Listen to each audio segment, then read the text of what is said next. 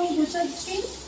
গুছানোর সময় একটা কথা বলে দিই, একটা মুন্ডু দিয়ে একটা নিয়ম আছে বিপদটা আগে। মুন্ডু রেখে মাথাটা এঁকে দিতে হয়, আর একটা মাথা ছাড়ায় যখন পাঁচালি করবো মাথাটা দিয়ে উল্টা করবো। এই নিয়মটাই মেন হলো বিপদনাশিনীর মেন নিয়ম। সবচেয়ে মেন বড় নিয়ম হলো এটা, অনেকে যেটা জানে না, সবাই জানে হয়তো, তবুও বললাম। একটা মাথা দিয়ে একটা মাথা ছাড়া মেন নিয়ম হলো এটা।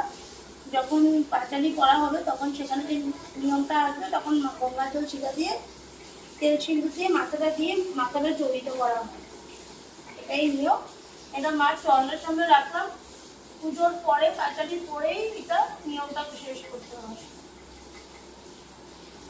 করে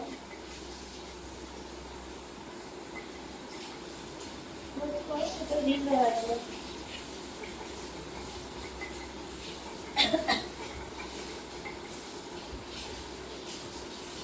ক্লোজ করো।